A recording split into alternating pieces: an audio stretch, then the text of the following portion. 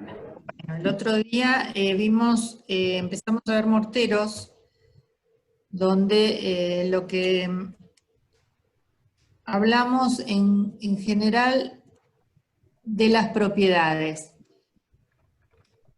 Los morteros, en definitiva, habíamos quedado en que se utilizan básicamente para unir mampostería o para hacer revestimientos. Vamos a ir resumiendo, ¿sí?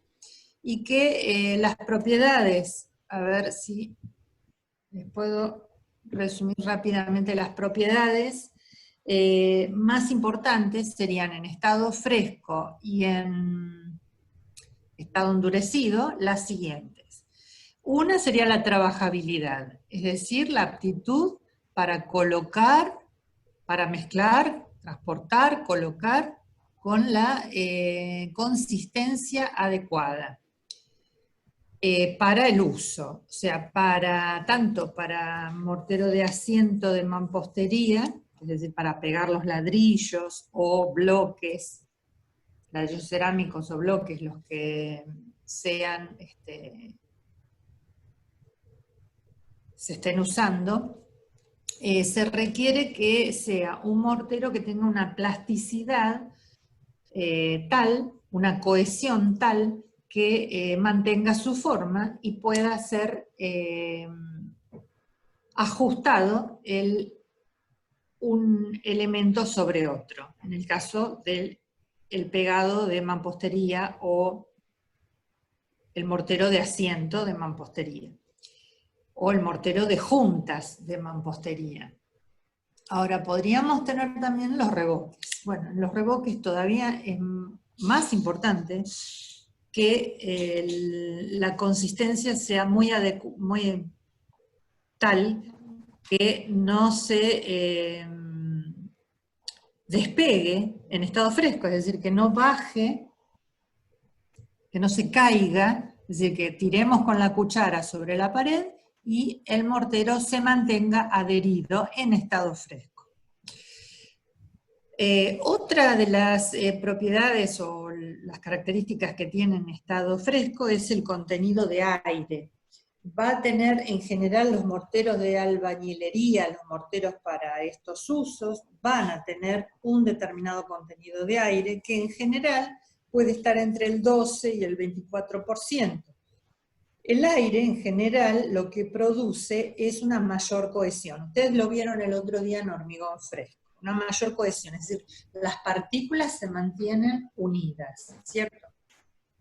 Otro punto sería, vamos a dejar entrar a Violeta, otro punto sería la retención de agua, es decir, la capacidad de retener, de mantener en su volumen el agua con la cual fue elaborado. Es decir, que ese agua no exude, que no se pierda el agua. Una de las cuestiones es que en general cuando se aplica sobre mampostería, sobre ladrillos, sobre bloques, estos tienden a tomar agua del mortero. Entonces, lo importante es que el mortero mantenga el agua, que un poco absorba y ayude a la adherencia, pero no que pierda todo el agua. Entonces, la retención de agua es una de las propiedades que hay que medir. Sigamos. Para eso, en general, lo que hay que hacer es humedecer el sustrato. El sustrato es lo que está abajo, lo que estamos recubriendo, ¿sí? ¿Se entiende? Por las dudas, digan, ¿sí? Bueno, habíamos explicado un poquito el ensayo, lo que me interesa es que ustedes entiendan las propiedades en estado fresco. Esta es la que están viendo ahora, es la forma de medir la consistencia o la fluidez. Es decir, se hacía un conito, después se mostraba cómo subía y bajaba la mesita esta, y se miden los diámetros el promedio de los diámetros de la torta que queda respecto del diámetro inicial, ¿sí? Bueno, sigamos. Otro tema es la constancia de volumen, es decir, que no haya contracciones que favorezcan el despegue o la fisuración. Siempre en el tema de la aplicación de morteros tenemos que garantizar que haya adherencia, tanto en estado fresco como en estado endurecido. La constancia de volumen, es decir, que no se contraiga, porque en general lo que pasa es que se contraen los materiales cementicios, o las pastas, o los morteros, o los hormigones, y entonces lo que se requiere es que haya la variación volumétrica mínima aceptable. Y bueno, llegamos a la adherencia, que para los morteros es la propiedad más importante, ¿sí? ¿Se entiende? ¿Por qué es la más importante? Porque es la que va a garantizar que el muro quede recubierto o que los ladrillos queden en su lugar, que no existan huecos por los cuales pueda ingresar agua, por ejemplo, humedad, si estamos haciendo el revoque en una pared. La adherencia, entonces, tiene que ver con el módulo de elasticidad también, sobre todo en estado endurecido.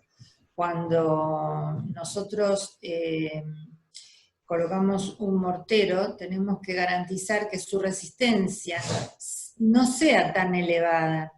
¿Por qué? Porque si es muy elevada la resistencia, la rigidez va a ser muy alta.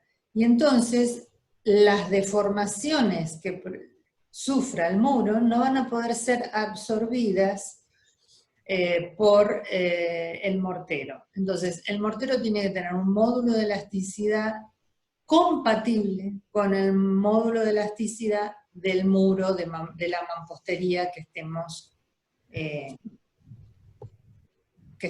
recubriendo o pegando, asentando.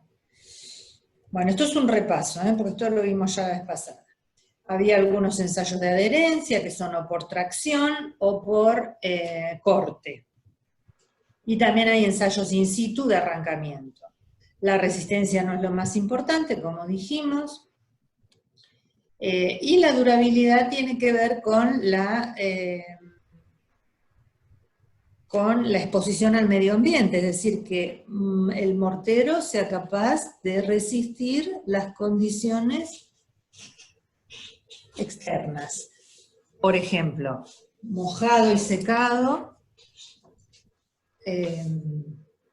congelamiento y deshielo, ingreso de sales que pueden venir de la tierra, desde los cimientos, si es una vivienda, por ejemplo, donde ustedes ya hemos hablado del tema del contacto de los sulfatos, por ejemplo.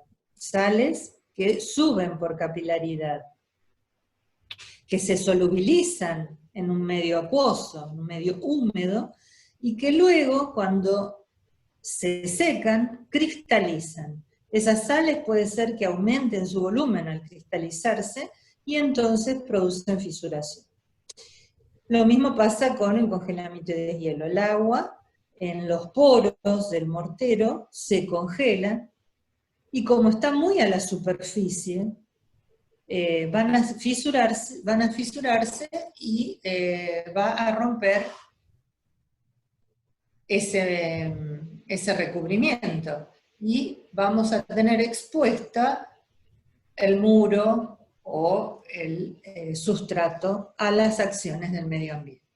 Por lo tanto, a veces no exageramos, pero insistimos mucho con las propiedades del hormigón, con lo que tiene que resistir, por supuesto, para obras de infraestructura relevantes, pero tenemos que pensar también en obras como viviendas. Las viviendas familiares o de interés social, también tienen que tener una durabilidad en el tiempo, y la durabilidad en el tiempo la va a dar el recubrimiento o el mortero que utilicemos para levantar esos muros, esas paredes. Entonces es súper importante tener en cuenta que lo que está más expuesto va a ser ese mortero.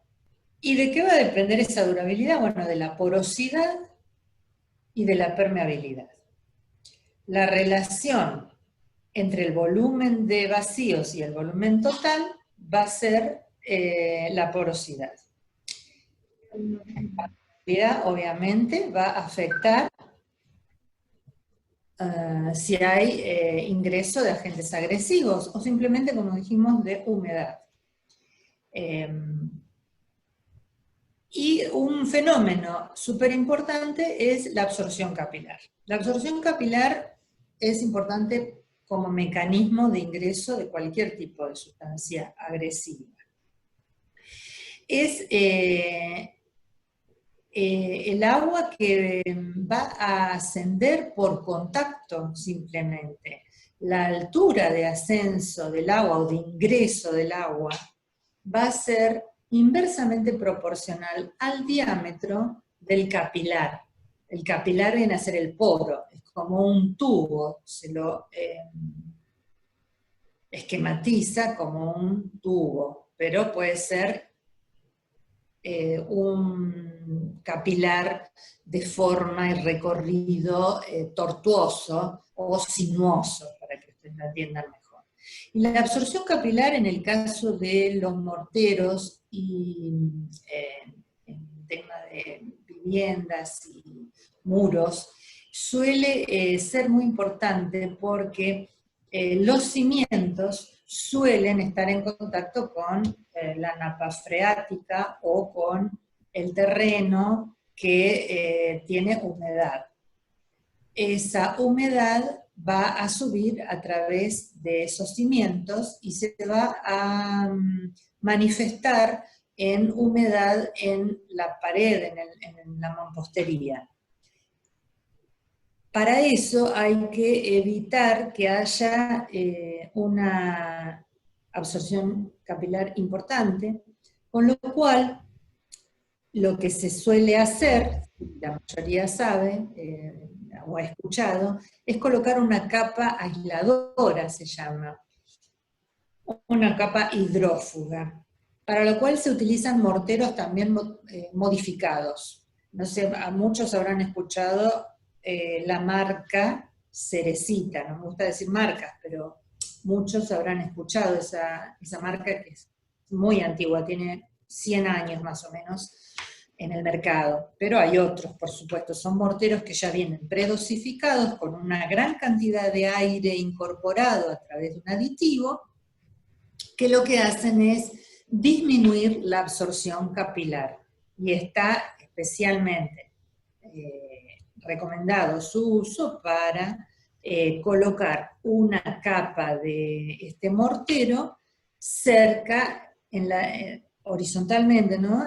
Cuando vamos elevando la mampostería, o sea, cerca del cimiento. Esto es casi lo mismo que pasa en el hormigón, es lo mismo, nada más que para morteros existe, o para mampostería existe esta técnica de colocar la capa que aísla el cimiento del muro, de la parte superior del muro. Es muy común ver en viviendas muy antiguas el ascenso de la humedad hasta 1 metro de altura. No sé si alguno lo habrá visto, si habrá tenido o vive en una casa antigua o ha visto casas antiguas donde eso se manifiesta. Puede ser que haya fallado esa capa aisladora o que no se la hayan hecho directamente. Hay lugares, regiones del país donde tradicionalmente no hay mucha humedad y donde también se omite hacer esa capa. Y a veces, cuando hay humedad, esa humedad sube. Bueno, una forma de calcular la porosidad es la que ustedes están viendo acá, es la, fíjense, es la relación de lo que ustedes están viendo como entre paréntesis, es la suma de los volúmenes de los componentes. Es el peso del agregado dividido el peso específico del agregado, con lo cual tenemos el volumen del agregado, más el peso del cemento dividido el peso específico del cemento, más el agua dividido su peso específico, que es 1. Esa suma de los volúmenes se la restamos a un metro cúbico, lo dividimos por un metro cúbico, lo multiplicamos por 100 y nos da la porosidad. Vamos a admitir a Santiago. Bueno.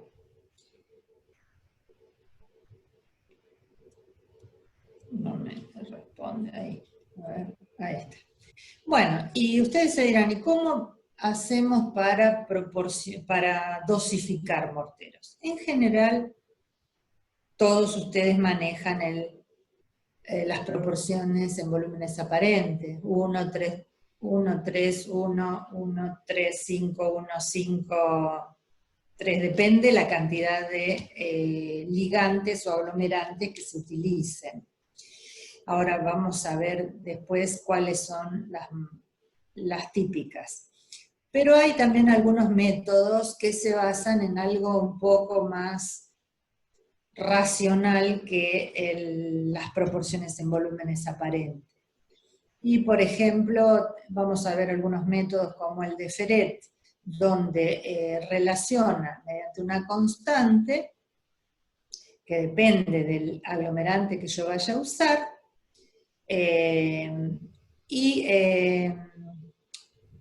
relaciona a la resistencia a compresión con el volumen sólido del aglomerante y con el volumen sólido del agregado. ¿Y cómo calcula? ¿Qué considera los volúmenes? Bueno, por supuesto, siempre la suma de todos los volúmenes tiene que ser igual a 1. Entonces el volumen sólido del aglomerante más el volumen sólido del agregado más el volumen de agua más el volumen de vacíos tiene que ser igual a 1. Entonces esta fórmula nos relaciona la resistencia. En función de las proporciones que yo utilice voy a relacionar resistencia. Bueno. Como verán, no es algo muy, muy científico.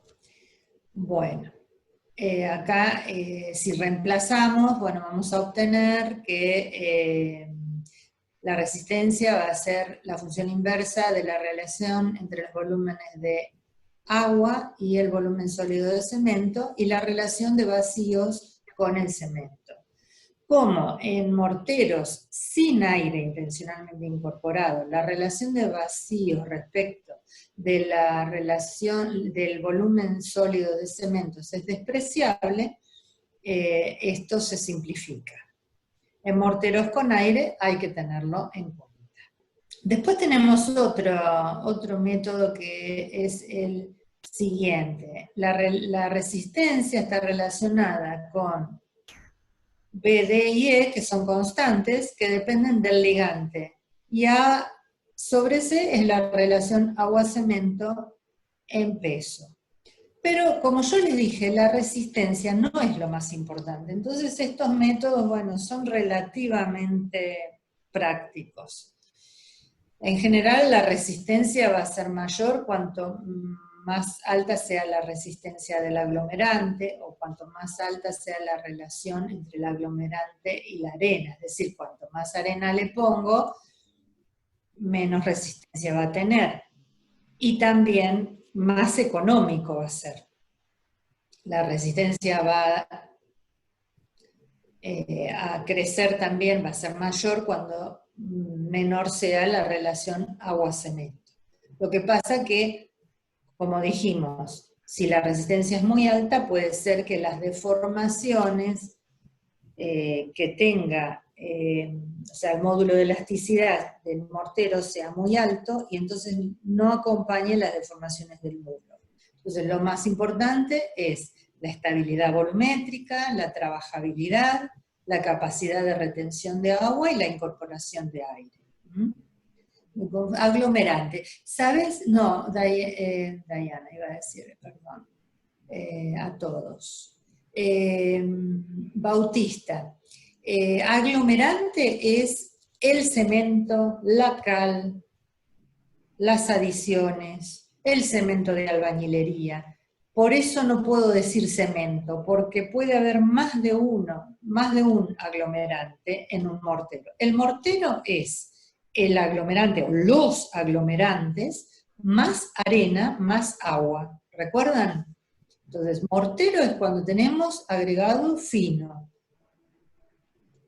Pasta es cuando no tenemos agregado fino. O sea, mortero siempre tiene arena, generalmente. Por eso no puedo generalizar el tema de decir cemento, no, es aglomerante. Ahora, bueno, tal vez el otro día te perdiste, hoy no empecé de la primera diapositiva, pero dijimos que los ligantes más comunes pueden ser cemento, cemento de albañilería, yeso, cal, adiciones. O sea que hay una variedad de aglomerantes o ligantes que pueden producir morteros con arena.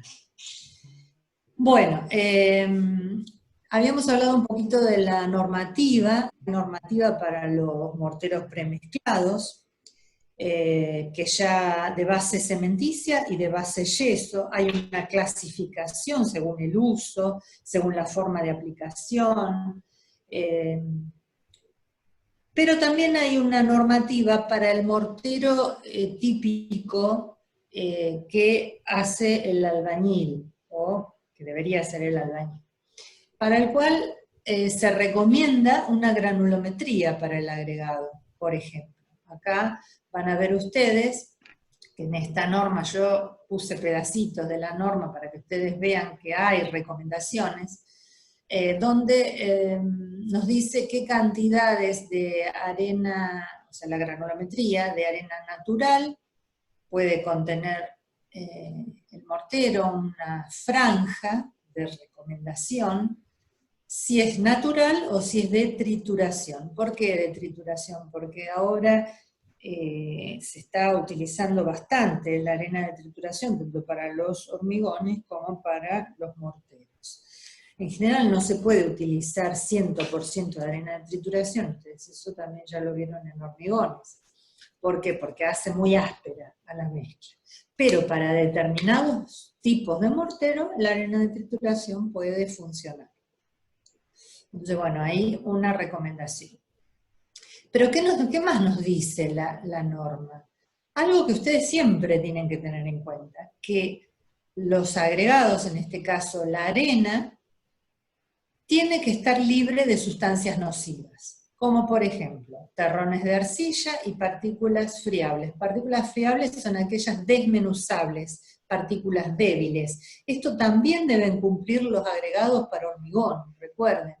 Materias carbonosas que hacen disminuir la resistencia, o materia orgánica que hace modificar el tiempo de fraguado. Y la estabilidad frente a una solución de sulfato de sodio que tiene que ver con la estabilidad volumétrica.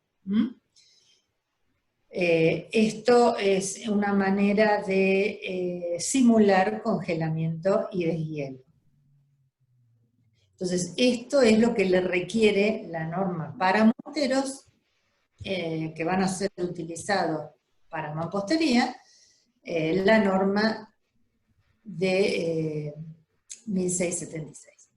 Bueno, y a su vez esta norma los clasifica por el destino que van a tener. Por ejemplo, mortero EINP. E es de resistencia elevada, I intermedia, N normal, y NP no portante. Ahora vamos a ver. Para resistencia elevada nos dice que que sería el destino sugerido para muros o zapatas de fundación, o muros portantes exteriores que van a recibir altas cargas de compresión o cargas horizontales, ya sea por empuje de suelos, vientos o sismos. Intermedios serían para muros portantes sujetos solo a cargas de compresión, pero que requieran alta resistencia y adherencia a esfuerzos de corte o flexión. Normal sería para muros portantes o exteriores de mampostería sobre el nivel de terreno con cargas moderadas. Y NP es no portantes. ¿Qué significa portantes? Tabiques divisorios, tabiques internos, decorativos. O sea, serían los que tienen menor requisito. La norma también lo que nos dice es que las arenas, ustedes ya vieron el fenómeno que se produce cuando está húmeda. Cuando está seca, el peso unitario o PV de la arena es mayor que cuando está húmeda, porque existe el fenómeno de esponjamiento. Esto ya lo vieron para agregados. Entonces la norma lo que nos da valores orientativos de cuál es el esponjamiento que puede llegar a tener la arena en función de la humedad que pueda llegar a tener. Fíjense que de acuerdo con el tipo de arena, si es arena fina o arena mediana o gruesa o de trituración, los valores son distintos. Y también la norma nos dice cómo calcular las proporciones de los componentes a partir de las partes en volumen y en función del agregado fino. Las partes en volumen, vamos a ver la siguiente, es por ejemplo, fíjense acá, proporciones recomendadas por la norma para las distintas clasificaciones y distintos aglomerantes. Por ejemplo, un mortero de cemento y cal, tipo E, es decir, que tiene elevada resistencia, puede ser una parte en volumen aparente de cemento y de 0 a 1/4 de cal hidratada, siendo la proporción más recomendada de agregado fino de 2,25 a 3. Bueno, y así como ustedes pueden ver, para las otras calidades resistentes, intermedias, normal y no portante, mantiene cemento Portland en 1, va aumentando la proporción de arena. A medida que se requiere menos resistencia, puedo aumentar la proporción de arena. Ahora, fíjense que cuando también permite utilizar cemento de albañilería, donde también puede cambiar las proporciones de... también pone una letra a mi nombre. Las proporciones de... en volumen de cemento y arena. Cemento, por ejemplo, para elevada resistencia, una de cemento, una de albañilería y 2,24 de arena fina.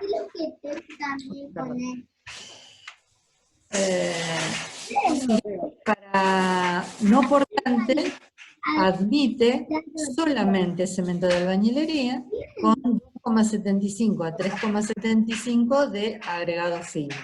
¿Qué significa este 1, 1? Significa que es un volumen de cemento, un volumen de cemento de albañilería, por ejemplo, y 3 de arena. ¿Qué significa un volumen? Por ejemplo, un balde de cemento, 1 de cemento de albañilería y 3 de arena. Una medida, exactamente, pero en volumen aparente se dice. ¿Por qué es volumen aparente? Porque lo estoy colocando en forma suelta y no quiere decir que en ese volumen que yo estoy llenando no haya aire. Entonces va a haber aire entre las partículas. Por eso es volumen aparente. ¿Sí? Entonces, acuérdense que el PV o el peso unitario, se diferencia del peso específico del material sólido, ¿sí? Bueno, entonces, volvemos para atrás una, y fíjense que lo que nos dice acá es cómo pasar esto a peso. Si nosotros colocamos, miremos de nuevo la siguiente, 3 de arena, nos dice que tomemos, porque para hacer los ensayos, una cantidad en peso de 2 kilos es razonable. Entonces, dice que partamos de 2 kilos de arena.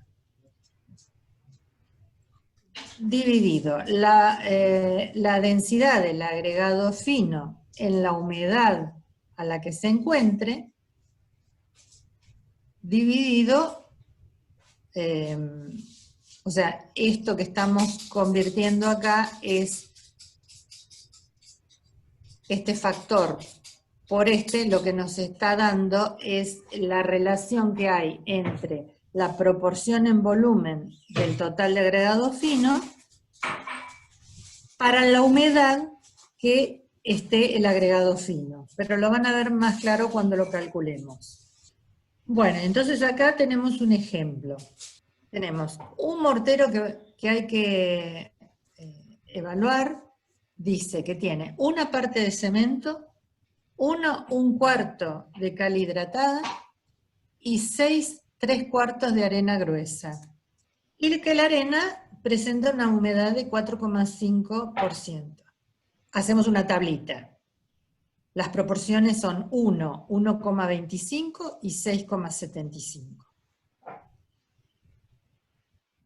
La norma nos recomienda valores orientativos para la densidad aparente o son valores que tenemos que tener dato a partir de un ensayo. Entonces, en el caso de la arena, nos dice que el valor de la densidad aparente es de 1300 gramos por decímetro cúbico. Dividido la humedad por las partes en las cuales se encuentra la arena gruesa, que es 6,75. Eso nos está dando un factor de 0,238. ¿Qué quiere decir? Que con 2000 gramos de arena yo voy a obtener 0,238 litros de mortero.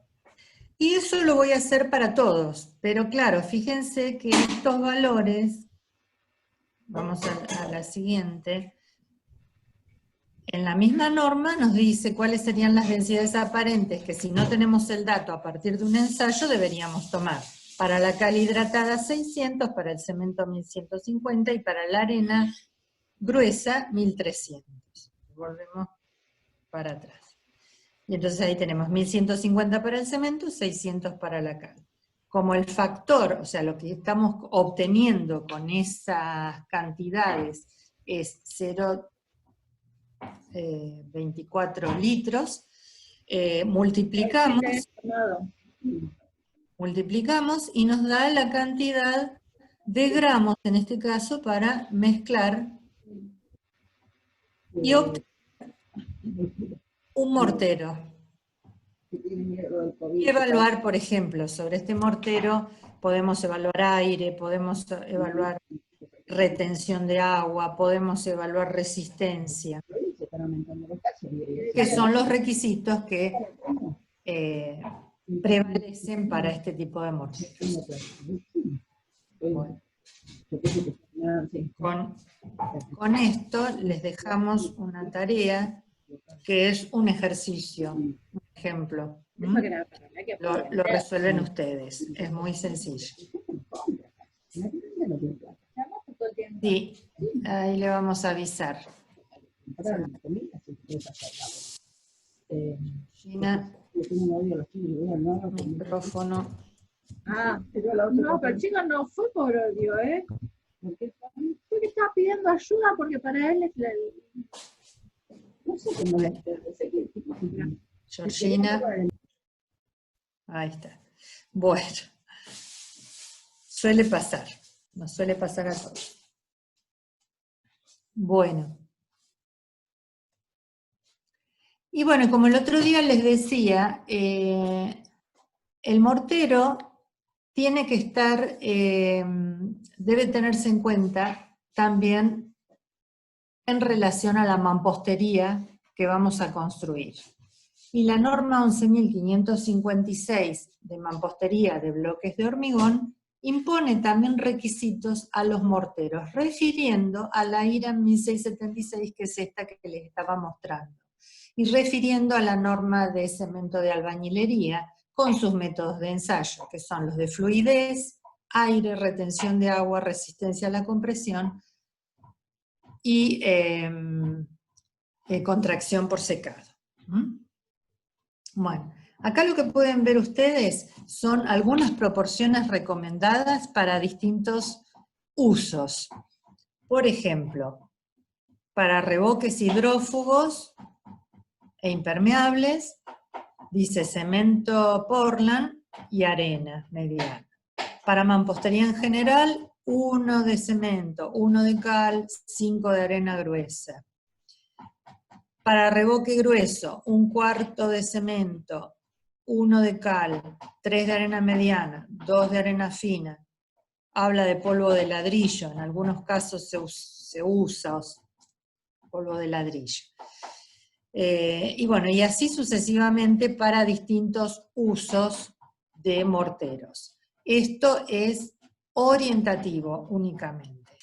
¿Cuáles son las recomendaciones para el uso de morteros? Bueno, cuando se dan los volúmenes aparentes, hay que tener en cuenta que está influenciado por el grado de compactación y la forma del recipiente que se utiliza para medir el material. Si el balde es cilíndrico, si el balde es el balde típico de albañil, que es como un tronco de cono, ¿no es cierto? En el caso de las arenas también influye la humedad, como dijimos, por el esponjamiento. Siempre que sea posible, se prefiere medir en peso, siempre. Lo que pasa que a veces no se justifica y no disponemos de una balanza para hacerlo. Después, el mezclado se recomienda que sea por medios mecánicos, porque siempre va a ser más imperfecto cuando lo hagamos a mano o con pala. Remezclado. En general, se puede ir remezclando para reducir la segregación a medida que se va utilizando. Pero hay que tener en cuenta que el plazo máximo de uso para estos morteros puede ser de 1 hora, un poquito más cuando tenemos cal, porque se hace más plástica la mezcla. Y que, al igual que con el hormigón, la influencia de la temperatura y de la humedad ambiente va a tener rápida influencia sobre las reacciones químicas y la evaporación del agua. Cuando hablamos de rendimiento de los morteros, las proporciones en volúmenes aparentes no permiten estimar el rendimiento del mortero, salvo que hagamos algunos artilugios. Teniendo en cuenta que la suma de los volúmenes sólidos de sus componentes más el volumen de aire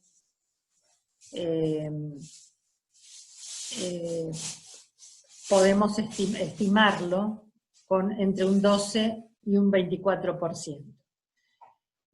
También podemos considerar el coeficiente de aporte, que es la relación entre el peso unitario, o PV, o sea, el peso suelto del material en un recipiente de volumen conocido, respecto del peso específico.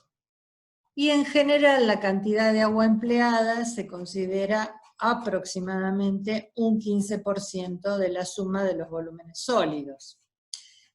Y entonces podemos calcular a partir del volumen aparente, de las proporciones en volumen aparente, calcular las proporciones en peso para 1 metro cúbico, Entonces Entonces, por ejemplo, si tenemos una dosificación en volumen aparente, que es 1, 1, 5, que significa 1 de cemento, 1 de cal, 5 de arena mediana, si aplicamos esta regla de que el agua es un 15% de la suma de los volúmenes sólidos, eso nos da 1,05, ¿sí?, de agua. Y aplicando el coeficiente de aporte, que es la relación, como dijimos, del peso unitario respecto del peso específico, y que están dados orientativamente por algunas bibliografías, pero que conviene medir a partir de ensayos, lo pueden ver acá. El coeficiente de aporte sería la relación entre el peso unitario dividido el peso específico, y acá tenemos valores orientativos que son los que se usan en el cálculo de la tablita que estábamos viendo. Para el cemento 0,40, para la cal 1, para la arena media 0,58. Revolvemos atrás y tenemos 0,40 para el cemento, para la cal 1, para la arena media 0,58. Entonces, mediante la proporción en volumen aparente y el coeficiente de aporte, obtengo el volumen sólido. Es decir, el volumen aparente por el coeficiente de aporte me da el volumen sólido en metro cúbico. Entonces, fíjense, 1 por 0,40, 1 por 1, 5 por 0,58. Y 1,05, que es el agua. La suma de todos estos volúmenes, del cemento, cal, arena y agua, nos da 5,35. ¿Qué quiere decir? Que vamos a hacer 5,35 metros cúbicos de mortero. Entonces, lo que vamos a trasladar esto es para hacer un solo metro cúbico. Y entonces vamos a multiplicar, a dividir el volumen sólido obtenido en esta columna dividido la suma de los volúmenes sólidos, con lo cual voy a obtener las proporciones para un metro cúbico de mortero. Y a partir del volumen sólido por metro cúbico, a ver, una pregunta de acá. El coeficiente de aporte es lo que me está relacionando la cantidad de material que entra en el balde, por ejemplo, en una medida unitaria de volumen, respecto del peso específico del material sólido. O sea, la arena tiene un peso específico de 2, vamos a la tabla siguiente, Bautista. La arena, por ejemplo, tiene un peso específico de 2,60. Ahora, si yo lleno un balde con esa arena, no va a pesar 2,60, un volumen unitario. Va a pesar 1,65, porque deja vacíos en su interior. Entonces, 0,63 es la relación entre 1,65 y 2,60, sería el coeficiente de aporte, para pasar de volumen aparente a peso. A volumen sólido, perdón. Bueno, entonces, para hallar el peso por metro cúbico, lo que voy a hacer es multiplicar por el peso específico de cada uno de los materiales. En este cálculo se está despreciando el volumen ocupado por el aire, pero debería tenerse en cuenta cuando sabemos que hay morteros con aire intencionalmente incorporado. Es decir, este cálculo es aproximado, no es exacto. Vamos a tener proporciones aproximadas. O sea, es mejor que medirlo directamente en volumen, pero siempre tenemos que tener en cuenta que va a haber un margen de error, ¿sí? Bueno. Bueno, estas son las estimaciones del coeficiente de aporte. Acá les dejamos un ejercicio para que hagan el cálculo. Y bueno, algunos videos que no son demasiado felices, pero les pueden dar una idea como para entretenerse y ver un poco la aplicación real de este tipo de morteros. El coeficiente de aporte va a ser la relación entre el PV. ¿Recuerdan lo que era el PV? El PV consistía en llenar un recipiente de un volumen conocido con material granular, fuera arena, fuera cemento, fuera lo que sea. Es decir, lleno en raso y peso. El PV va a ser el peso del material dividido el volumen del recipiente. Ahora, dentro de ese recipiente quedó el material granular y quedó el aire, con lo cual hay espacios vacíos. Eso, dividido el peso específico del grano sólido, por ejemplo, de la arena, del material sólido, que es la arena, que en general es alrededor de 260, nos dice cuál es la relación, o sea, se nos van las unidades, ¿no? ¿Cuál es la relación para pasar de volumen aparente a volumen sólido? ¿Sí? O sea, imagínense que tienen pilas de agregados en un acopio, y tienen la medida en metros cúbicos. Entonces, cubican, se dice, y se halla aproximadamente qué cantidad de metros cúbicos. Con este coeficiente, yo multiplico y digo, tengo tantos kilos de material, de arena o de lo que sea, de piedra. ¿Qué pasa? Con la arena es muy notable el cambio o la diferencia. ¿Por qué? Porque existe el fenómeno del esponjamiento. ¿Se acuerdan que hablamos de adiciones y de aditivos? Y muchos confundían que eran adiciones y que eran aditivos. Bueno, las adiciones eran materiales que se adicionan al cemento o al hormigón, pero en estado pulverulento. Mientras que los aditivos para hormigón en general se adicionan en forma líquida y se utilizan en general para modificar alguna propiedad en estado fresco y a veces alguna propiedad en estado endurecido, pero básicamente propiedades en estado fresco. ¿Qué aditivos? Bueno, ya vieron algo con el profesor. Vieron incorporadores de aire, para qué se usaban, en qué consistían. En general los incorporadores de aire tienen una utilidad recomendada por durabilidad en el caso de congelamiento y deshielo o el uso de sales descongelantes. Y tiene, por supuesto, efectos en estado fresco, pero la finalidad del uso del incorporador de aire es para mejorar la durabilidad frente a ciclos de congelamiento y deshielo o uso de sales descongelantes. Después tenemos modificadores de la fluidez, llamémosle, fluidificantes o superfluidificantes. Pueden tener efecto simple, efecto combinado. Puede haber productos que tengan más de una función. Puede haber modificadores del fraguado, que pueden ser retardadores o acelerantes de fraguado. Modificadores de la viscosidad. Acuérdense que la viscosidad es como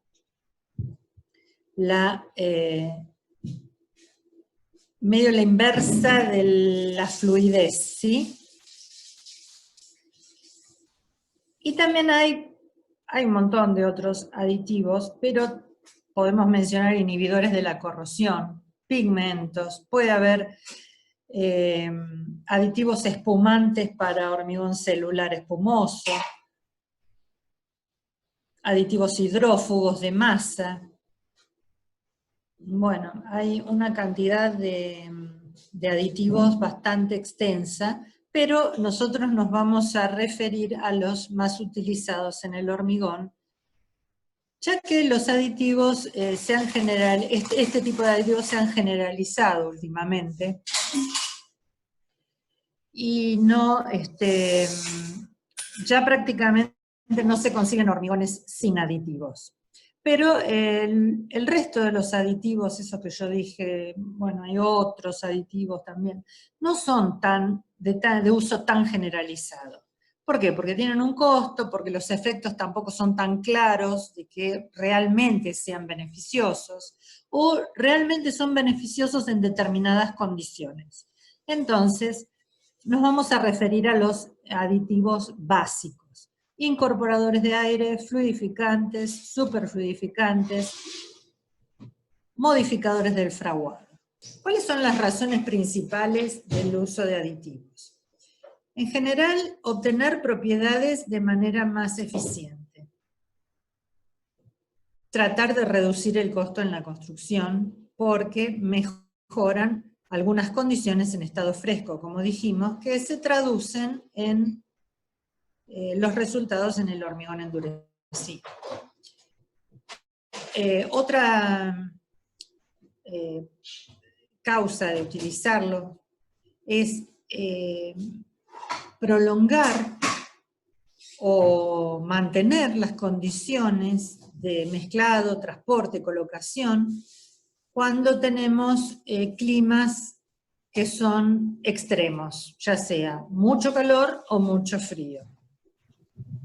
Y superar algunas emergencias durante las operaciones de mezclado, transporte, colocación y curado. Estas son algunas de las razones por las cuales utilizar aditivos.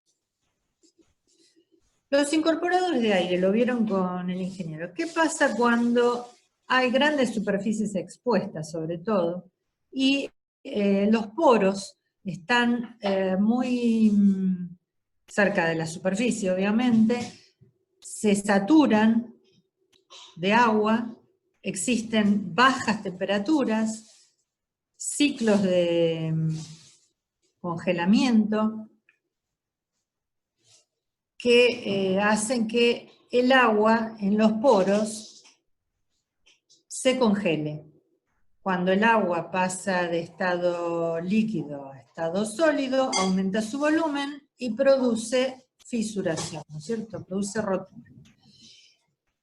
Podemos ver algunos efectos del congelamiento y deshielo, como por ejemplo acá estamos viendo descascaramiento de la superficie. Ese es uno de los daños más comunes, más visibles, por prácticas, pueden ser de mala terminación, de mal curado, o en el caso de congelamiento y deshielo en juntas, que hace que sean más débiles y entonces se descascaran más rápido los bordes.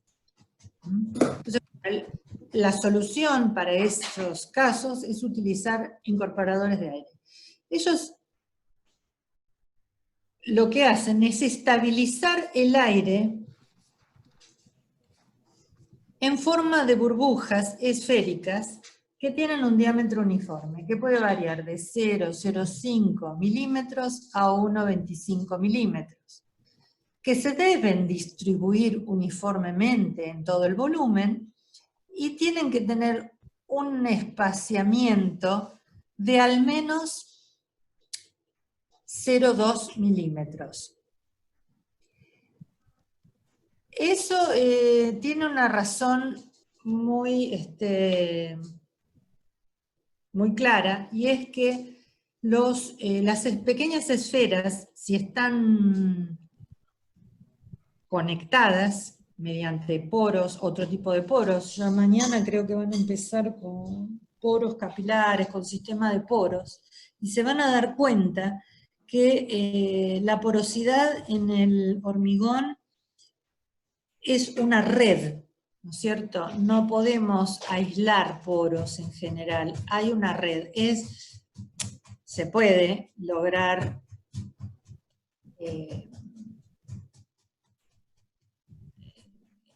¿cómo se dice? Que los poros estén no vinculados, pero eso es para relaciones agua-cemento muy bajas y curados muy buenos. Y es difícil. En general va a haber una red de poros. Entonces, cuando el agua intenta congelarse en poros de diámetros muy pequeños, va a aumentar su volumen y se puede llegar a fisurar. Si interponemos pequeñas burbujas esféricas, como dijimos, de diámetros mayores a los diámetros de la porosidad capilar, lo que vamos a lograr es que el agua tenga un lugar donde expandirse y no produzca la fisuración. Entonces, lo importante es que no estén muy alejadas entre sí las burbujas, para que haya un lugar a donde pueda expandirse el agua, ¿sí? ¿Entienden eso? Ya lo vieron el otro día, pero bueno, estamos repitiendo un poco. Bueno, para lograr un incorporador de aire hay muchas materias primas, podemos nombrar todas estas que están acá, pero para simplificar podemos decir que son detergentes, es decir, son tensioactivos que mantienen una interfaz líquido-aire muy estable. Veamos la siguiente. Fíjense, las moléculas presentan un extremo hidrófobo, sí, está bien, hidrófobo y un extremo hidrófilo. Hidrófilo es que es ávido de agua, e hidrófobo es que repele el agua. Entonces fíjense, si hay una burbujita de aire, los extremos hidrófobos son aquellos que estabilizan la interfaz entre el aire y el fluido que lo circunda. El fluido en este caso sería la pasta. De esa manera estas moléculas se orientan en la interfaz de esas esferas. Si vemos en estado endurecido un corte de un hormigón, podemos distinguir a bastante simple vista el tamaño de estas burbujas y lo perfectas que son, a diferencia del aire naturalmente incorporado, que es irregular y no está uniformemente distribuido. Bueno, ¿qué es lo que produce el aditivo incorporador de aire? Bueno, por supuesto aumenta la porosidad total, siendo poros menos conectados que cuando tenemos aire naturalmente incorporado. Reduce la densidad y la resistencia mecánica. Cuantos más poros tenemos, menos resistencia. Reduce la absorción capilar. Cuando incorporo aire adicional sigo teniendo poros naturales. En general, Bautista, se convierten en esas esferas. Vamos a tener los poros capilares, que ya van a ver qué son, que son como pequeños conductos muy chiquititos, de diámetros muy pequeños. Pero el aire en general se convierte en estas burbujas esféricas. No es que se convierte, sino que estas moléculas ayudan a estabilizar la interfase del aire con el líquido. ¿Cuál es la reducción de la absorción capilar? Como decía, que también lo expliqué para morteros, es decir, tenemos menor, al aumentar el diámetro, la distancia que recorre el agua va a ser menor, porque la distancia o la altura de absorción capilar es inversamente proporcional al diámetro del capilar o del poro. Entonces se reduce la absorción capilar. No confundir con permeabilidad. Absorción capilar es lo que se reduce. Bueno, el efecto más importante es en estado endurecido, protección frente a ciclos frecuentes de congelamiento y deshielo. Recuerden que el reglamento establece incorporar aire intencionalmente a partir de 5 ciclos por temporada de invierno, llamémoslo. 5 ciclos de congelamiento y deshielo. Aumenta la cohesión en estado fresco debido a estas capacidad de estas burbujas de retener el agua en su superficie. Y por lo tanto reduce la exudación. Sigamos. Bueno, otro tipo de aditivos que tenemos son los aditivos reductores de agua, que su palabra lo dice, nos permite reducir la cantidad de agua. ¿Para qué sirve esto? En general, para disminuir la relación agua-cemento.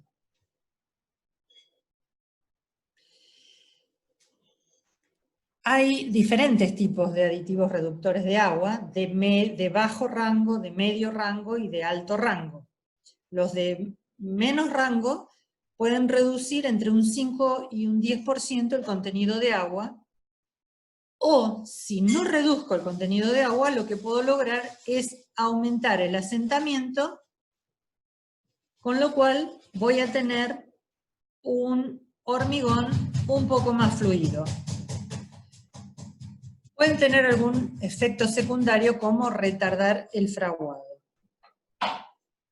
Las materias primas en general son lignosulfonatos, es decir, vienen de resinas.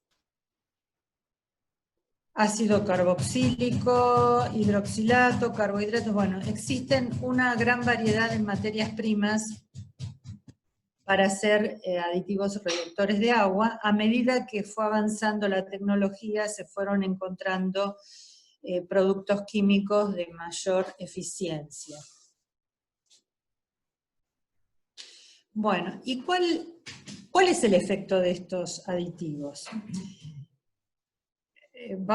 ¿Son resinas? No son resinas intercambiadoras, no.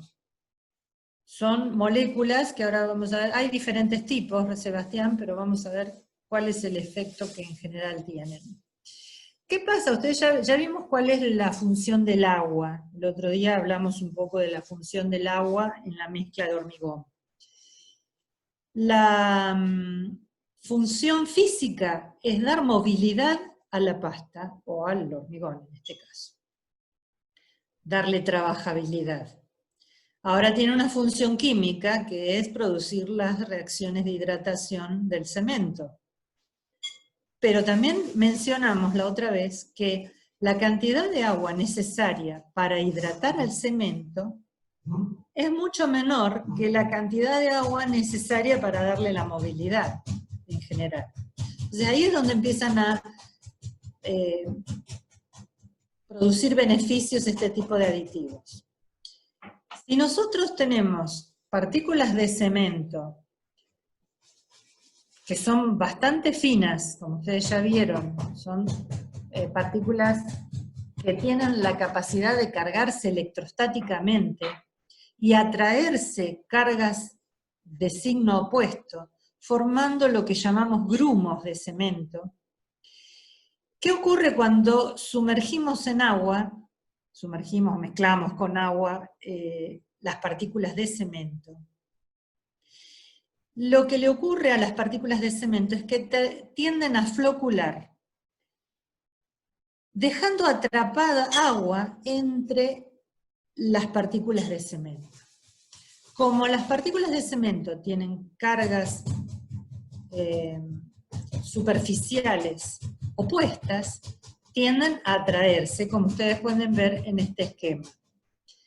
Pero entre esas partículas queda agua atrapada, que no puede liberarse y no contribuye a la movilidad general de del sistema.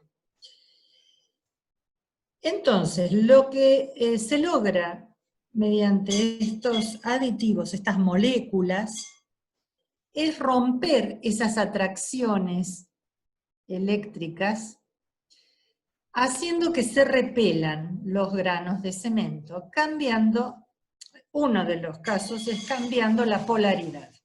Entonces, si ustedes ven los granos de cemento cargados positivamente, negativamente, que se tienden a atraer, lo que hace el aditivo es cambiar la polaridad y hacer que los granos, si tienen cargas, las mismas cargas, se repelan. Al repelerse, lo que se logra es liberar el agua atrapada entre esos flóculos de cemento. ¿Se entiende eso? ¿Me explico? Fundamentalmente lo que ocurre es un efecto dispersante. Son cadenas moleculares, en general, que rodean a las partículas de cemento cambiándoles la polaridad. ¿Sí? ¿Van siguiendo esto? Entonces, ¿qué pasa? Ese agua que estaba atrapada antes, no, Bautista, no usarías estos aditivos si te equivocaste en el porcentaje de agua, no. Si pones menos agua, el efecto de los granos de cemento de atrapar agua y formar esos grumos o flóculos, no lo estás evitando. Pones menos agua y reducís aún más la trabajabilidad.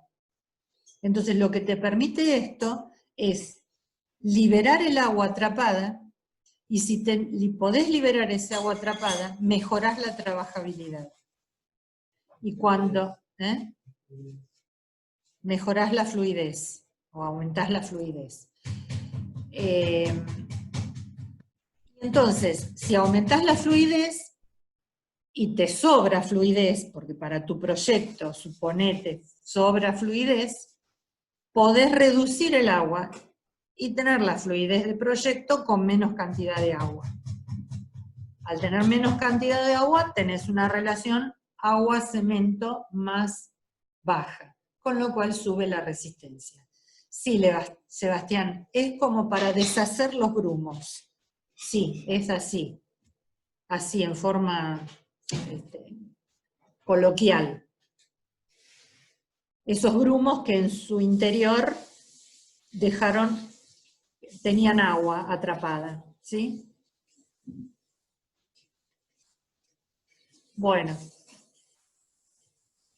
Tienen a veces el efecto de incorporar aire, porque provienen de base lignina, que son, como vimos anteriormente, los incorporadores de aire por excelencia. Bueno, ¿hasta ahí van? Se le suele llamar fluidificante o reductor de agua, porque podemos hacer o una cosa o la otra. O lo usamos como fluidificante o lo usamos como reductor de agua. Entonces, fíjense, a igual consistencia, es decir, el mismo asentamiento, puedo reducir el contenido de agua disminuyendo la relación agua-cemento, con lo cual voy a tener mayor resistencia. Puedo mantener el contenido de agua, mantener la resistencia, pero aumentar la fluidez, porque se liberó toda el agua que estaba entre los grumos. Y hay una tercera posibilidad de uso, que es,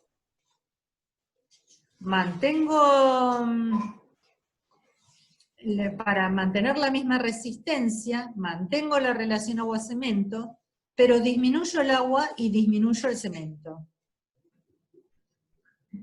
Con lo cual tengo mayor economía.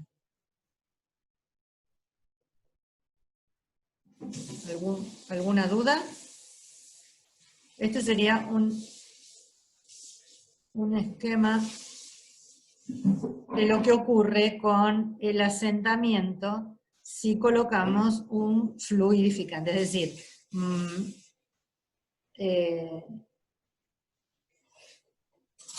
mantengo la cantidad de agua, pero coloco el aditivo. Entonces, el agua que estaba atrapada hace que tenga un mayor asentamiento. ¿Cómo es esta última, Román?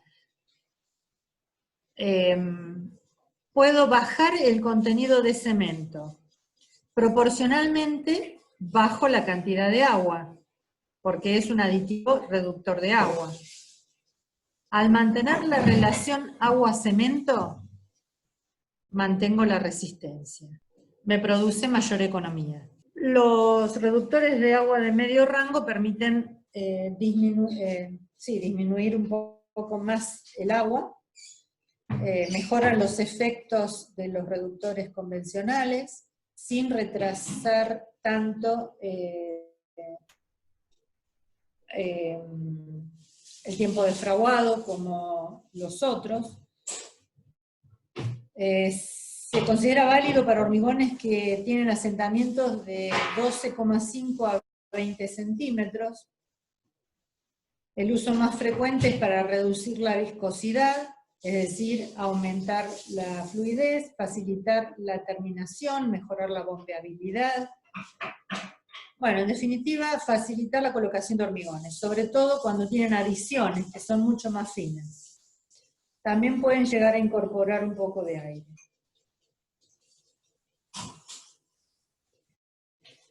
Y pasamos ahora a los reductores de agua o reductores de agua de alto rango o superfluidificantes o superplastificantes. La función de estos aditivos es aumentar la fluidez en un rango mucho mayor que los anteriores o disminuir la relación agua-cemento mucho más que los anteriores. Acá las materias primas son un poquito más sofisticadas, yendo de los de primera generación a los de cuarta generación, como los policarboxilatos. En definitiva, el efecto es muy parecido, es el de dispersar las partículas, pero con una potencia mucho mayor. Permiten reducir el contenido de agua entre un 20 y un 30%, disminuyendo la relación agua-cemento en un rango un poco mayor, aumentando la resistencia. Esto es especialmente importante cuando vamos a elaborar hormigones de alta resistencia o de alta durabilidad. Entonces, uno de los usos es aumentar la fluidez, mantener la cantidad de agua y la resistencia. Y el otro es mantener la consistencia y reducir el contenido de agua, aumentando la resistencia. ¿Cuál es la desventaja de estos aditivos? La mayor desventaja que tienen es que el efecto de la dosis dura poco, entre 45 minutos y 1 hora los de primera, segunda y tercera generación, mientras que los de última generación a base de policarboxilatos pueden llegar a durar más tiempo. Esto hace que este tipo de aditivos se adicionen en el momento en que se va a volcar el hormigón, en general a pie de obra. Hay algo que también es importante, y es que si perdemos asentamiento a lo largo de la colocación y estamos utilizando aditivos superfluidificantes, se puede adicionar una nueva dosis sin tener efectos adversos siempre y cuando no se superen las dosis máximas recomendadas por el fabricante. Algo que tenemos que explicar, bueno, esto sería el esquema, los usos de un esquema de cuánto aumenta el asentamiento con este tipo de aditivos. Bueno, algo que no mencionamos es que la dosis de los aditivos en general se da en % de masa del cemento. Es decir, los fabricantes indican una dosis, un rango de dosis recomendada. Menos que eso o no hace efecto o puede llegar a tener hasta efectos contrarios, y más que eso también. Es decir, que tampoco tenemos certeza sobre la dosis exacta que tenemos que utilizar. Con lo cual, siempre que se utilicen aditivos hay que hacer ¿cómo se llama?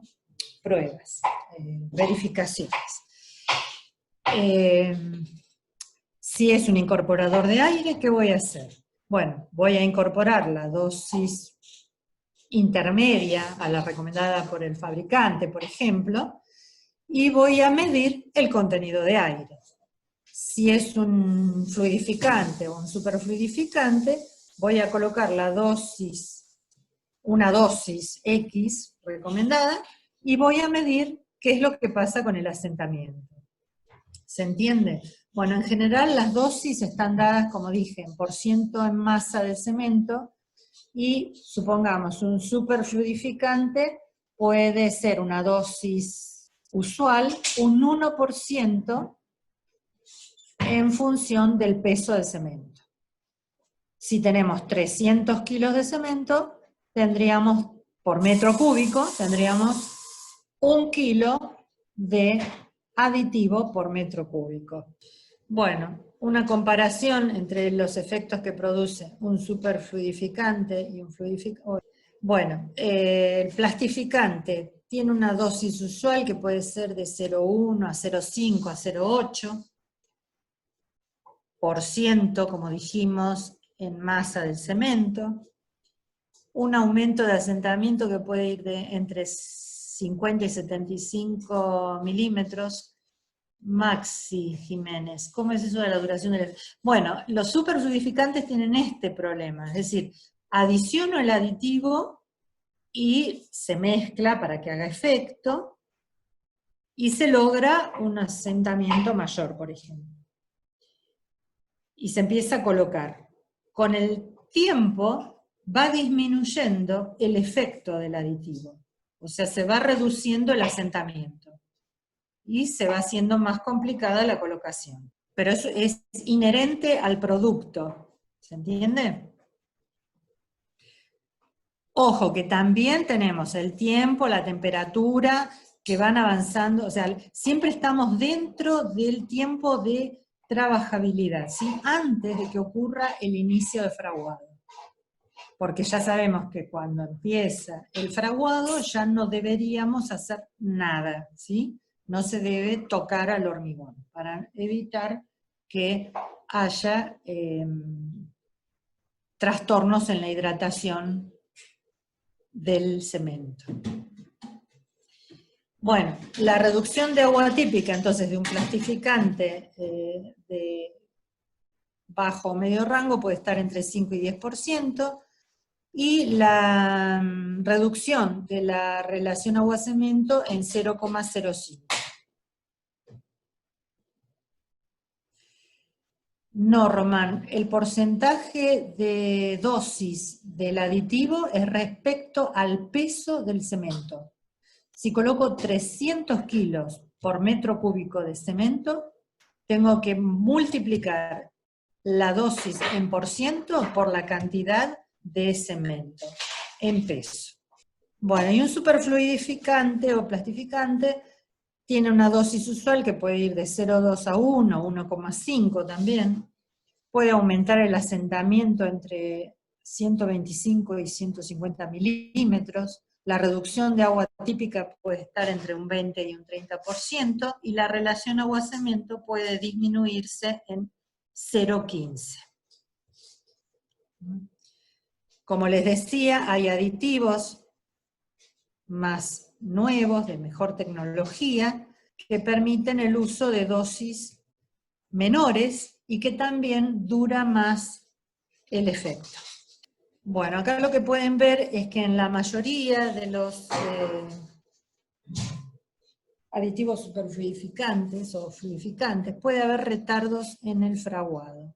Acá lo que están comparando son distintos productos, distintos aditivos, designados con letras, y a cada uno se lo evaluó con 2 cementos distintos. Con un cemento produjo un determinado retardo de fraguado inicial, para lo cual hubo que medir el fraguado, y con el otro cemento produjo un retardo menor. Fíjense que con el L, con el H, con el N, con el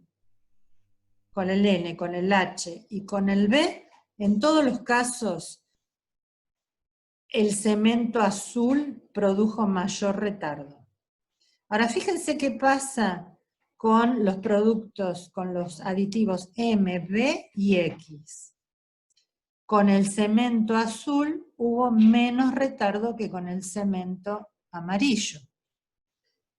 ¿Qué nos dice esto? El tema que estamos viendo acá en este gráfico es que ningún producto se comporta de igual manera. Juan Cruz, ¿el retardo tiene que ver con la separación de los grupos? No, no es tan así. Un poco sí, porque al estar más diluida la pasta, se retarda un poco más, es cierto. Pero no, también tiene componentes químicos que hacen que la reacción se produzca más lentamente. Sí. ¿Está bien, Juan Cruz? Bueno, lo que nos dice este gráfico es que ningún producto funciona de la misma manera. El mismo producto con 2 cementos distintos actúa distinto. Y como ustedes ven, en un caso aumentan, en otro disminuyen. Bueno, esto es algo cualitativo, lo que les estoy mostrando, pero nos está dando una indicación, y es que no podemos dejar de probar los efectos antes de utilizarlos en algo importante, obviamente. Veamos lo mismo para el final de fraguado. Para el final de fraguado pasa lo mismo, no actúan de la misma manera. Ningún aditivo actúa de la misma manera que el otro con los distintos cementos. Con lo cual hay que estudiar lo que se llama la compatibilidad del cemento y el aditivo superfluidificante. Esto, a ver, ¿cómo son las composiciones de cada cemento? Claro, tiene mucho que ver las composiciones de cada cemento respecto del aditivo. Ahora vamos a ver qué influye. La compatibilidad nos permite hacer más eficiente la elección del par cemento aditivo, para obtener la relación agua-cemento mínima compatible con una trabajabilidad y duración del efecto más adecuados. Nos permite obtener la dosis óptima del aditivo para cada cemento y preseleccionar el par aditivo-cemento más adecuado. ¿De qué depende la reactividad reológica? La reactividad reológica depende de la rapidez de consumo de moléculas de agua. La reactividad reológica, es decir, digamos, cómo se comporta la mezcla en estado fresco, depende de la rapidez de consumo de moléculas de agua. La compatibilidad entre el cemento y el aditivo influye sobre el consumo de agua. Una relación agua-cemento baja permite aprovechar al máximo la cantidad de agua, verificar las propiedades por separado y verificar la interacción del cemento con el superfluidificante. Dentro de los parámetros que influyen tenemos la composición química del cemento, fundamentalmente cómo es el aluminato tricálcico y la cantidad. El contenido de álcalis, sodio y potasio, recuerden, y la forma de sulfato de calcio, o sea, el yeso. Como propiedad física del cemento, la que más influye es la finura. A mayor finura, mayor dosis de aditivo voy a requerir porque los granos de cemento son mucho más chicos y voy a tener que consumir más aditivo en recubrirlos. En cuanto a los factores que influyen respecto del aditivo, es la base, es decir, la composición química del aditivo y la masa molecular del aditivo. A mayor masa molecular, mayor eficiencia. Y ya después, factores extrínsecos como el tipo y tiempo de mezclado va a influir en el efecto que tenga el par cemento superfluidificante, la forma de adición del aditivo, y forma de adición me refiero a cómo voy a diluir el aditivo. En general, eso también es algo importante, es que el aditivo se diluye en parte del agua de mezclado, para que tenga mejor efecto. ¿Por qué? Porque el agua de mezclado ya lleva el aditivo y sirve para mojar todos los granos, las partículas que componen esa mezcla de hormigón. Si no, si coloco la cantidad de aditivo, que en realidad son bajas cantidades, puede quedar localizado y no mezclarse homogéneamente. Y otro factor que influye mucho es la temperatura. Si a mayor temperatura va a haber mayor consumo y menor eficiencia. Esto es lo que podemos ver acá de la pérdida de asentamiento en el tiempo y la adición de una nueva dosis. Acá tenemos en este eje un asentamiento X al cual llegamos con la adición del aditivo. La línea roja nos dice cuál es el asentamiento mínimo compatible con los medios de colocación y compactación. Es decir, si tengo canaletas, si tengo bomba, si tengo carretilla, y compactación, si tengo varilla o tengo vibrador de inmersión. Bueno, a medida que avanza el tiempo, el asentamiento que vamos midiendo va disminuyendo. Y fíjense que este intervalo azul nos está marcando el tiempo de duración de la primera dosis del aditivo. Mateo, ¿qué sería la base del aditivo? La base del aditivo es de qué está compuesto.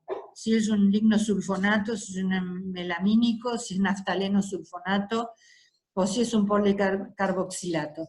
Todos son polímeros, cadenas moleculares que hacen este efecto de absorberse en la superficie de los granos de cemento. Bueno, cuando finaliza el uso, finaliza el efecto del aditivo, lo que puedo hacer es adicionar una segunda dosis, lo cual me hace crecer el efecto. ¿Qué va a pasar? La siguiente dosis va a durar un poco menos, eso seguro, porque va avanzando también las reacciones que se van produciendo en la pasta, ¿sí? Bueno. Acá pueden ver cómo se coloca un hormigón, se está colocando con bomba, hay mucha armadura, y se está compactando con vibrador de inmersión. Esto sería casi imposible de colocar si no tuviéramos el uso de aditivos, el auxilio de los aditivos. También, por supuesto, ya el ingeniero les habló de los hormigones autocompactantes. Esto sería mucho más fácil si fuera un hormigón autocompactante, por supuesto. Pero bueno, estamos hablando de hormigones convencionales con el uso de aditivos relativamente convencionales también. Esto que ven acá son algunos casos de relación de asentamiento en función del tiempo con distintos pares cemento aditivo. Si volvemos para atrás un poquitito, vemos que hay algunos que tienen una muy rápida pérdida de asentamiento respecto de este rojo, ¿cierto? Fíjense acá hormigones fluidos, facilidad de colocación y terminación. Bueno, acá tenemos colocación con canaleta, que se va moviendo y se va desparramando el hormigón. Bueno, el otro día ya vieron hormigón fresco, que el tiempo de fraguado, si bien es algo convencional, la determinación del mismo establece un tiempo, el tiempo inicial, digamos, nos está estableciendo un límite, a partir del cual ya no podemos realizar operaciones con ese hormigón, operaciones de colocación, compactación y terminación. Puede haber en algunos casos en los cuales querramos modificar el tiempo, tanto adelantarlo como prolongarlo. Y bueno, vamos a ver primero lo que sería retardar el tiempo de fraguado por necesidades de colocación, compactación, terminación.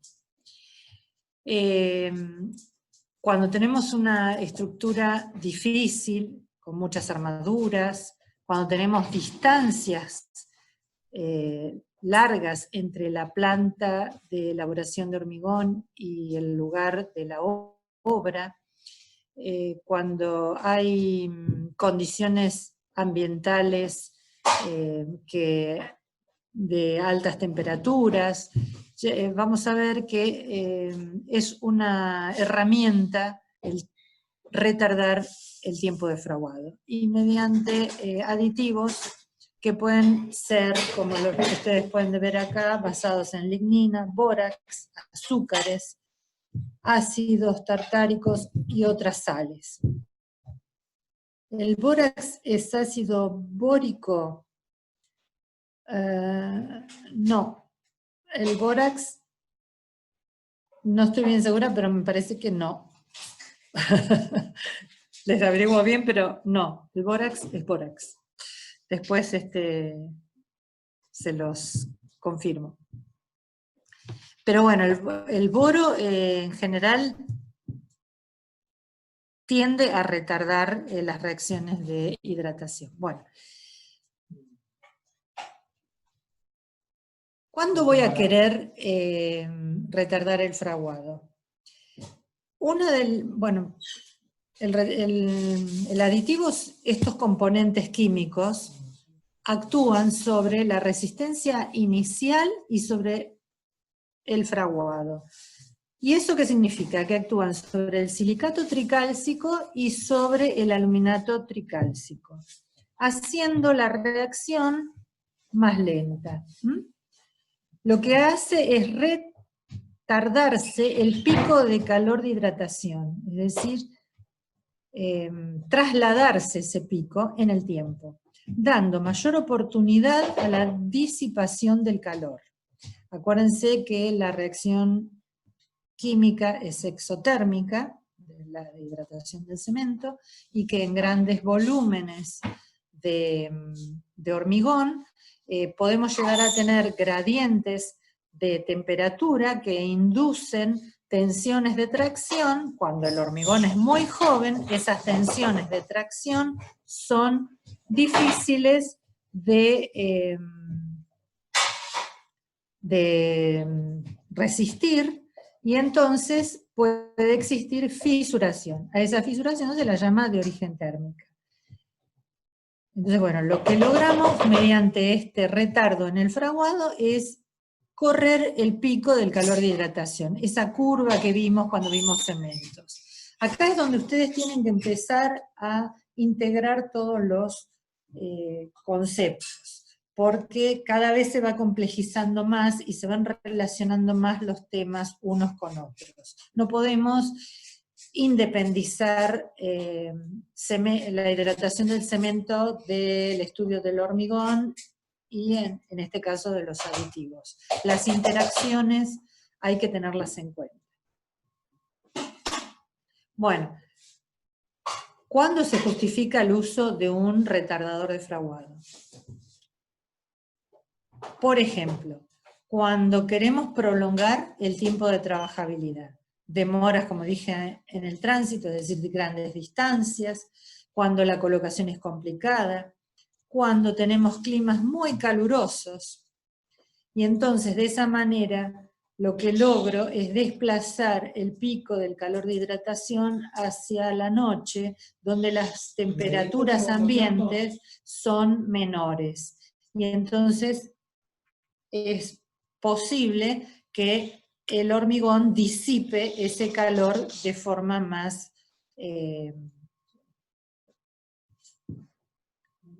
razonable. Otro caso es cuando el tiempo de vibrado hay que extenderlo por alguna razón. Hay que extenderlo por alguna razón porque la colocación está siendo demorada o porque el vibrado es muy complejo. O sea, las armaduras o la forma de la estructura es muy compleja. Y otro caso es para eliminar juntas frías. Y acá les tengo que explicar de qué se tratan las juntas frías. En general hay estructuras que hay que hacerlas en forma monolítica. Y cuando vamos a hormigonar por capas, tenemos que colocar un hormigón prácticamente, o sea, tiene que venir un camión y el otro atrás y así sucesivamente. ¿Qué pasa cuando hay un retraso entre un camión de hormigón y otro? Bueno, la primera capa de hormigón comenzó a fraguar y empezó a elevar su temperatura. Y viene el hormigón nuevo con una temperatura menor, que todavía no se elevó esa temperatura. Entonces se produce un delta T, un shock térmico, y una falta de adherencia entre una capa y otra. A eso se le llama junta fría. Eso ocurre mucho en tanques o depósitos de agua muy grandes, donde es muy importante que no haya ningún tipo de junta, que no se haya programado, obviamente, para que no haya fugas de agua, en el caso de que sean reservorios de agua. Bueno, antes de seguir con acelerantes de fraguado, les digo que el bórax es un mineral. Es borato de sodio o sal de boro. Disculpen que no lo sabía. Vamos a ver ahora los acelerantes de fraguado, es decir, si los retardadores de fraguado lo que hacen es desplazar el pico de calor en el tiempo, lo que van a hacer los acelerantes es adelantar ese pico de calor. O sea, aceleran el tiempo de fraguado y el desarrollo de la resistencia temprana. Los más comunes son cloruros. Y sobre todo el cloruro de calcio. Los más eficientes son esos. Existen otros, que son la trietanolamina, tiocianato de sodio, nitrito de calcio, nitrato de calcio, etc. Pero sigue siendo el más eficiente el cloruro de calcio. ¿Qué problema tienen los cloruros? Eso sí me lo tienen que responder. Si yo voy a adicionar cloruro al hormigón. Ataca las armaduras, exactamente, Román. Sí. Así que el cloruro de calcio como acelerante de fraguado está contraindicado en hormigón armado y hormigón pretensado. O sea, si es hormigón simple, donde no hay armadura, no hay problema. El tema es cuando tenemos armaduras. Y sobre todo, cuando tenemos hormigón pretensado. No hay problema, Sebastián. Bueno, ¿qué es lo que hace entonces el acelerante de fraguado o de endurecimiento? Acorta los tiempos de fraguado actuando sobre el aluminato tricálcico. Acuérdense que el aluminato tricálcico era uno de los responsables del fraguado, y o el silicato tricálcico. O acelera la ganancia de resistencia a corta edad. Es decir, actuando sobre estos dos compuestos, el aluminato tricálcico o el silicato tricálcico, va a acelerar el fraguado y o la ganancia de resistencia a corta edad. La velocidad de la reacción química se acelera, desplazándose, como dije antes, el pico de calor. ¿Por qué puedo querer hacer esto? Bueno, puede ser que yo quiera aumentar la resistencia a edad temprana. Por ejemplo, reutilizar los encofrados en una estructura para acelerar la ejecución de la continuidad de la estructura. Para hacer reparaciones, por ejemplo. Puede ser que también sean premoldeados. Es decir, yo tengo moldes, la productividad depende de la rapidez con la cual pueda reutilizar esos moldes.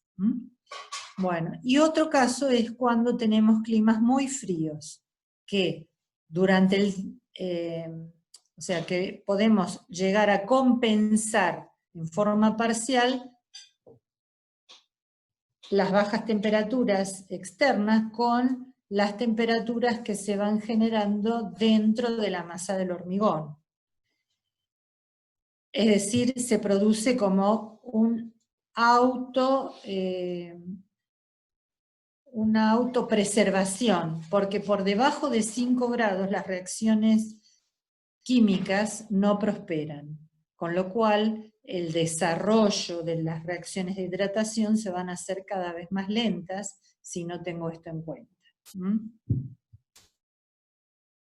Bueno, hay otros aditivos como inhibidores de la corrosión, pero que su eficiencia no es tan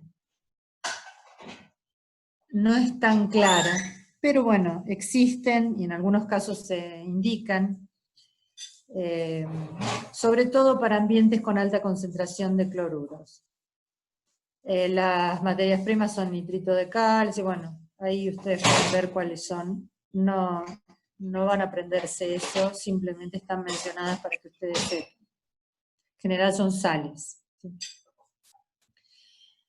Otro tipo de aditivos que sí se usan bastante, pero sobre todo para pisos industriales, tableros de puentes, son aquellos que compensan la retracción del hormigón.